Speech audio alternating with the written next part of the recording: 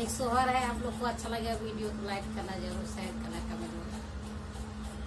कहाँ जना में भैया राम होत, कहाँ भैया लक्ष्मण हो, भैया लक्ष्मण हो।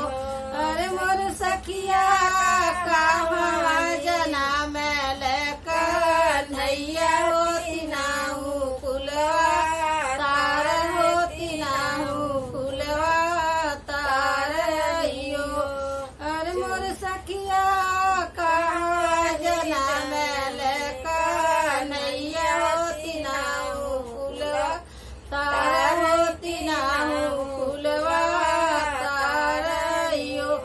अयोध्या में जन भैया राम होइले भैया लक्ष्मण होई पे भैया लक्ष्मण हो। अरे मोर सखिया माथे जना में कन्हैया होती नाहू कुलवा तार, होती नाहू कुलवा तार यो। सखिया कुला में जना में कन्हैया होती नाहू कुलवा तार, होती नाहू कुलवा तार यो। एकरा ये जन में राम के करा भैया लक्ष्मण के करे भैया लक्ष्मण। अरे मोर सखिया के करे के जाना मैं कन्हैया होती नाहू कुलवा तार, होती नाहू कुलवा तार। इल्या के जाना मैं राम हो सुमित्रा भैया लक्ष्मण, सुमित्रा भैया लक्ष्मण हो।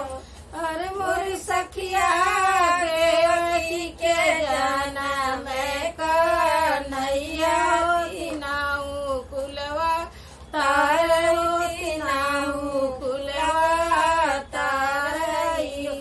के सखिया देवकी के जाना मैं कन्हैया होती नाहू कुलवा तार, होती नाहू कुलवा तार।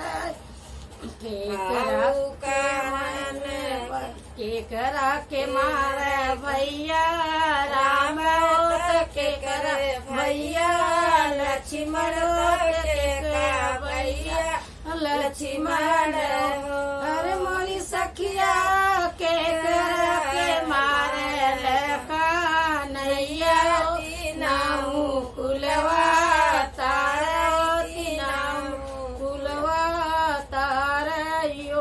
रावण के मारे भैया राम हो मेघनाथ भैया लक्ष्मण हो, मेघनाथ भैया लक्ष्मण। अरे मोरी सखिया कंस के मारे कन्हैया होती नाहू कुलवा तार, होती नाहू कुलवा तार।